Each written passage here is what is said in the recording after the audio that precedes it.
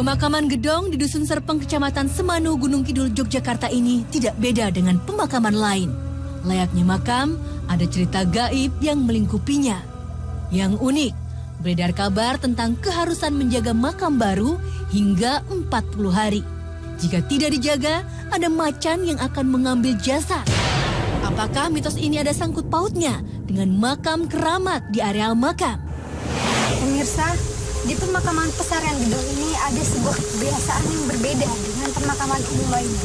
Di mana apabila ada seseorang yang baru dimakamkan, maka makamnya akan dijaga selama 40 hari. Mungkin untuk lebih lanjutnya saya akan langsung tanyakan. Assalamualaikum Bapak, selamat malam. Waalaikumsalam, selamat malam. Bapak, saya mendengar kabar nih Pak, bahwa katanya di sini tuh makam yang baru itu dijaga selama 40 hari. Itu benar Pak kabarnya Pak? Ya, menurut cerita orang-orang kampung waktu dulu, setiap ada jenazah dimakamkan di Pesarian Gedong sini, diambil harimau bangkainya. Itu harimaunya benar-benar harimau nyata atau mungkin harimau gaib Pak? Itu kalau orang pernah tahu, memang sekilas melihat itu memang wujud nyata harimau. Kalau masalah harimau jadi-jadian itu kayaknya belum ada yang membuktikan. Dan Pak, saya juga dengan kabar katanya di sini ada satu makam yang disakralkan ini ya Pak, makamnya. Oh iya. Ini makam siapa sih Pak? Makamnya Eyang Sinuwun Browijoyo dari keturunan Majapahit. Orang-orang datang ke sini biasanya melakukan apa saja Pak? Misalnya ada orang yang mempunyai hajat, terus mempunyai tujuan masuk tertentu.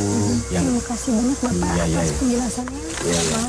Jangan Pak Hakim, ini ada kabar bahwa di sini makam masih dijaga. Itu unik sekali Pak Hakim. Menurut Pak Hakim sendiri itu bagaimana ya Pak Hakim? Memang ini saya sendiri baru mendengar dan kebetulan juga udah ada di lokasi ini. Hal seperti ini nggak wajar dilakukan oleh seekor harimau yang nyata gitu loh. Ini pasti ada harimau yang jadi-jadian atau makhluk jin yang dia menyerupai harimau. Mungkin ini yang menarik untuk kita ungkap pada malam hari ini. Yang mudah-mudahan nanti kita betul-betul dapat informasi yang tepat, sehingga kita juga mudah-mudahan bisa membantu warga ini agar mereka yang ketika ditimpa musibah nggak merasa cemas. Kini saatnya mediumisasi.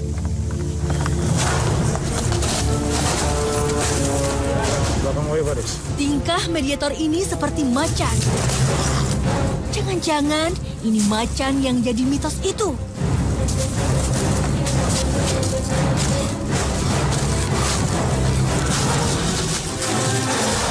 Assalamualaikum.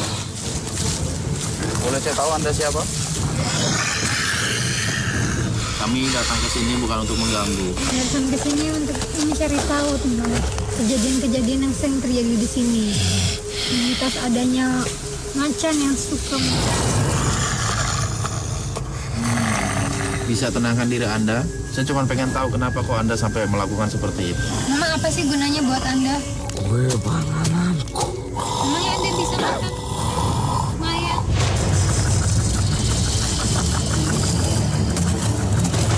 Sekarang gini, Anda sendiri merasa terganggu nggak dengan kehadiran kami di sini?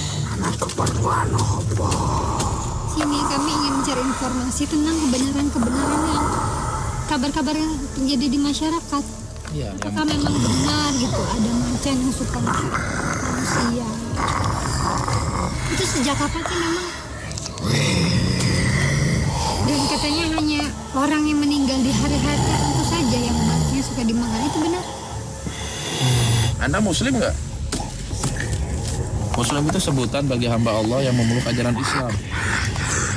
Anda melakukan sendiri atau ada juga teman-teman Anda yang melakukan seperti itu?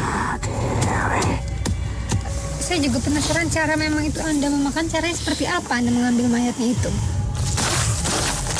Oh, dibongkar. Setelah dibongkar, Anda makan di tempat itu atau Anda bawa? Dibawa kemana? Cara-cara seperti apa coba kalau emang benar itu Anda lakukan? Sudah berapa kali Anda melakukan hal seperti itu? Iya, ada berapa? Tapi bukannya katanya makamnya itu dijaga sama warga sekitar. Bagaimana bisa Anda tetap memakannya? Kenapa Anda nggak mencari hewan lain atau makanan di bangsa makanan Anda? lain. Di alam Anda. Apa yang Anda lakukan itu harus segera dihentikan. Emang kenapa mesti ayam sih? Anda melakukan itu hanya di Pasarian ini atau di tempat lain juga? Hanya di sini. Kenapa harus ngambil mayat di pemakaman ini sih? Pemakaman lain kan banyak. Kalau penduduk sini nggak mau ngasih ayam juga, terus Anda mau gimana? Masih tetap mengganggu.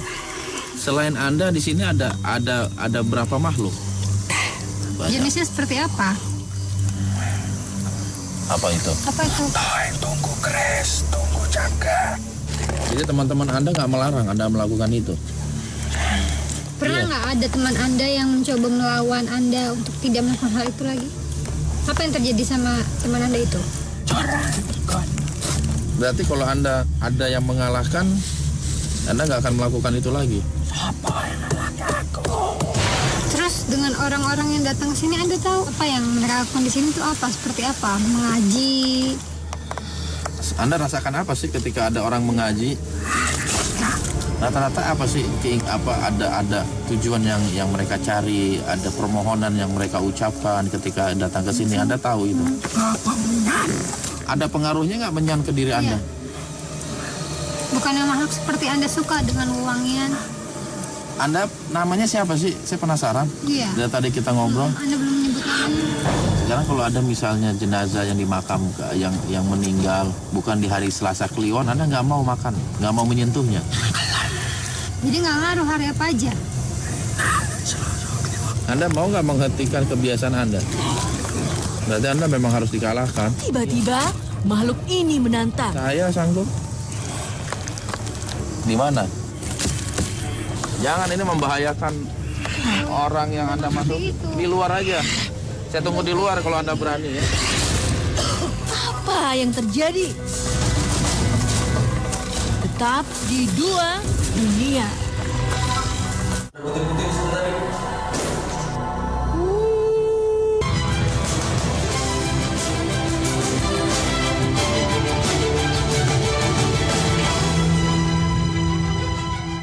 Berarti Anda memang harus dikalahkan. Iya. Saya sanggup. Saya tunggu di luar kalau Anda berani ya.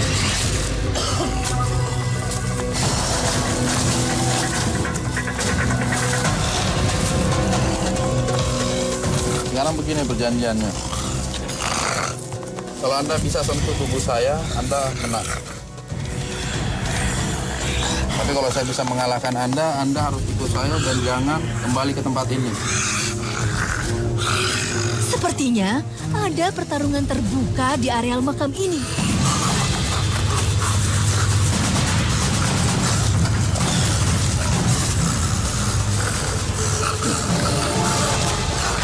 Akhirnya, sang macan bisa dikalahkan. Ingat perjanjian tadi. Anda masih ingin menyentuh saya? Atau Anda ingin belajar keyakinan yang saya punya?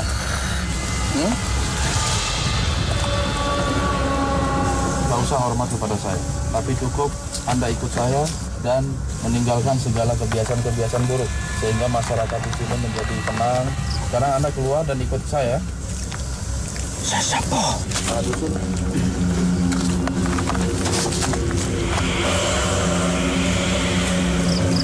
Ada yang ingin Anda sampaikan?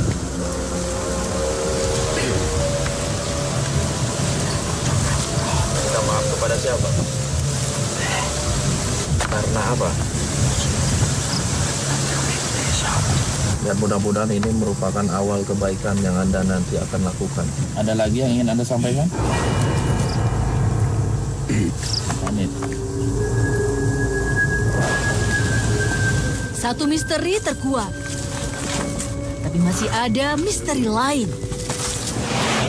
Mediumisasi berlanjut lagi.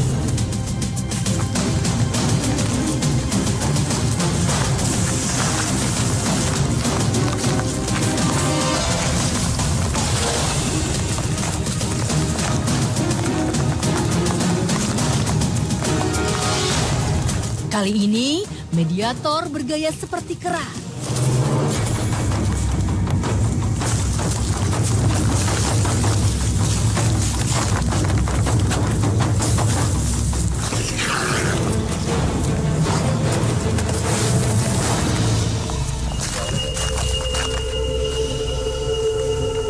Boleh saya tahu siapa Anda?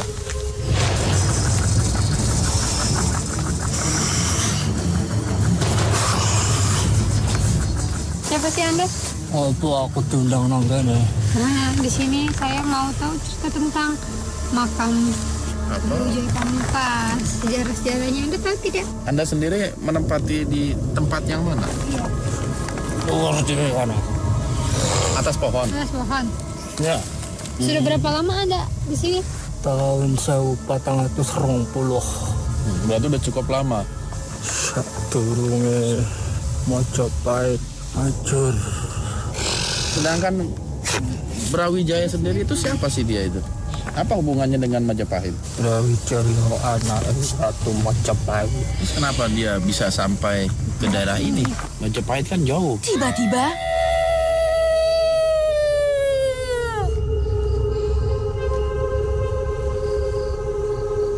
Siapa Anda ya?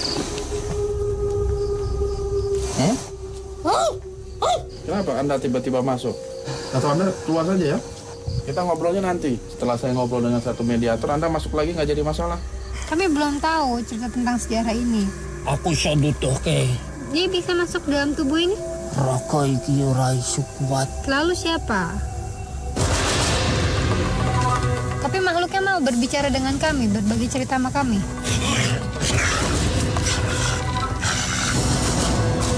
Yang lebih ngerti ya tuh suruh masuk. Anda keluar saja kalau Anda tidak bisa berbagi cerita sama kami. Ini Anda tinggal di sini, apakah benar ini tongkat?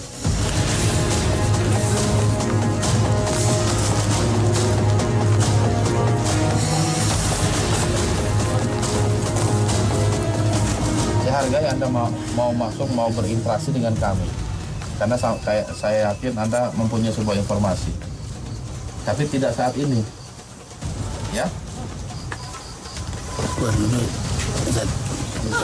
belum habis rasa kaget kami, Kejar sana, woy.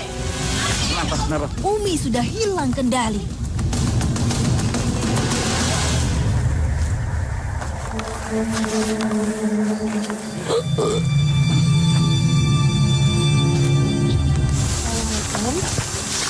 Mana penunggu di sini? Ada energi yang menguasai raga Umi. Apa itu maksudnya itu?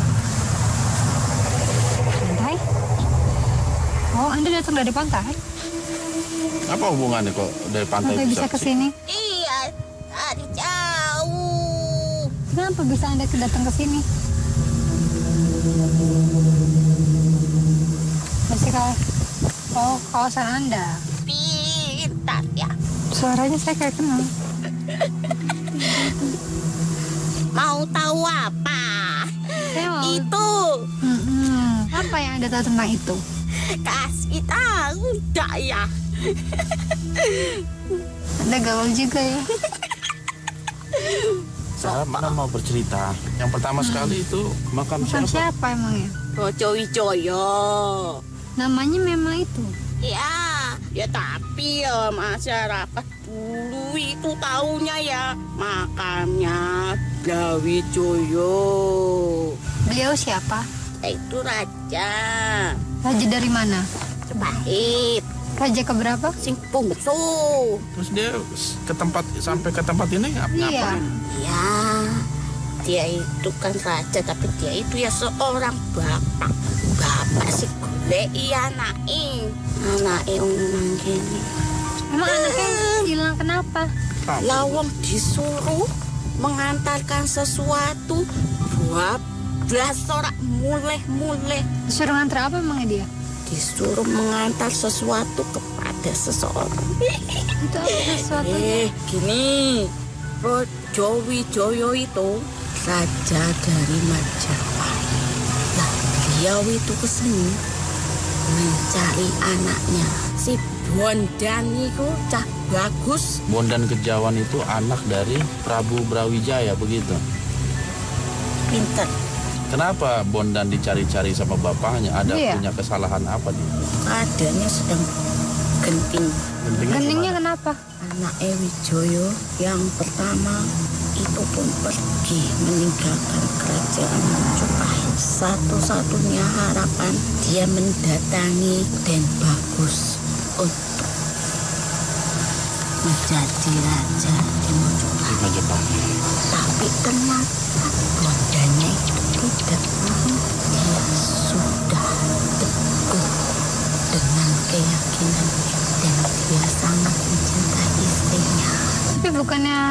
katanya Bondan diusir dari kerajaannya karena punya penyakit cacar. Kata siapa? Saya mendengar kabar dari orang-orang sekitar bahwa dahulunya Bondan tuh diusir dari kerajaannya karena punya cacar. Makanya bisa berada di daerah sini. Tidak diusir, tapi dia diutus oleh Raja Wijaya untuk datang ke wilayah ini menemui si Joko Tarub. Terus yang akhirnya nikah sama anaknya. Udah enak menikah, lupa sama bapaknya. Terus yang bikin keyakinannya teguh untuk tidak balik itu apa? Ya, berbeda keyakinan. Emang apa keyakinannya Bondan itu apa? Dia menyembah Tuhan yang kalian sembah. Dia udah muslim Bondan itu. Sedangkan bapaknya belum muslim. Terus Bapak kesini dulu sama siapa dia mencarinya? Apakah sendiri? Tidak, masa seorang raja sendiri? Aduh. Tapi mereka sempat ketemu antara Brawijaya dan Bondan sempat ketemu. Ya sempat. Lah bagaimana dia tahu kalau si Bondan ini sudah memeluk agamamu? Tapi apakah saat itu Brawijaya mungkin kecewa karena Bondan berpindah? Sangat kecewa, sangat kecewa. Dia merasa harga dirinya sudah jatuh. Dia merasa sudah tidak berharga lagi sebagai raja. Makanya dia pergi. Kemana? Kalau mau tahu tentang Raja Wijaya, datanglah ke Gunung Lawu. Tempatnya dia menghilang di sana. Berarti ini bukan makam? Lalu? Dia hanya berdiam diri di sini, menahan kekecewaannya setelah menemui Joko. Lalu dia pergi. Dan Anda juga tadi bilang beliau menghilang di Gunung Lawu. Maksudnya menghilang itu apa? Dari duniamu ke duniaku. Terus katanya juga ini pohon di belakangnya adalah tongkatnya dari Brawijaya. Itu benar nggak? Apa ya? Atau sebenarnya yang dimakamkan di situ, yang ditanam di situ adalah tongkat peninggalan Brawijaya? Iya, jadinya sebagai tanda kekecewaannya karena dia yang sudah mempengaruhi anak. Dan dia pun sangat marah kepada Bondan. Maka dia mengatakan kalau dia sudah mati. Terus setelah itu Majapahit gimana, nggak ada raja? Rajanya malah pergi. Dihancurkan oleh siapa? Kerajaan agamamu. Maksudnya? Terus Anda sendiri asalnya dari mana sih? Pantai Selatan. Iya sih. Anda sering ke sini? Iya. Ngapain ke sini? Banyak kenal sama saya. Orang-orang di sini. Kalau sosok macan yang ada di sini itu yang banyak orang-orang tahu, Anda kenal? Iya, dulu memang ada sedang yang ingin mempunyai ilmu yang seperti Raja Wijaya punya ilmu kepercayaan, ilmu yang tidak bisa mati katanya. Siapa hubungan sama macannya?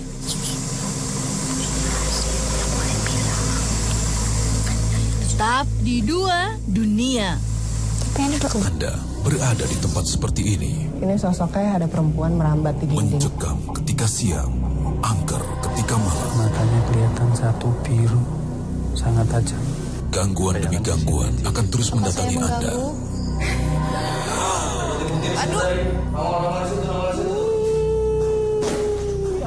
Masih Dunia Lain, setiap Kamis jam 11.45 malam, hanya di Trans 7.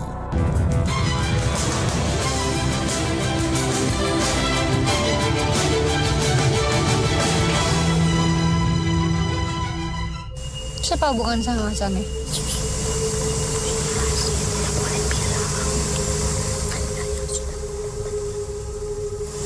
Tapi Anda udah keburu bilang.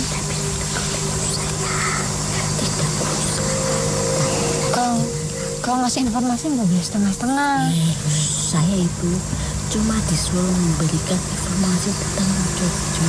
Tidak yang lainnya. Disuruh siapa? Jangan main-main ah.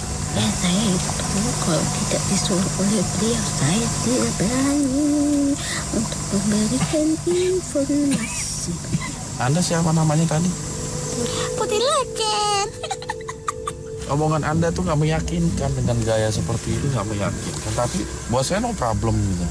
Anda mau mengatakan seperti apa, cuman mungkin ada hal yang perlu yang terungkap mungkin ya, tentang itu sebenarnya bukan makam tetapi makom gitu. Sebenarnya informasi ini mahal. Informasinya udah cukup dan kami juga akan segera meninggalkan tempat ini. Sini saja nanti. Kalau gitu Anda keluar aja ya. Was memberi informasi, makhluk di tubuh Umi pamit pergi.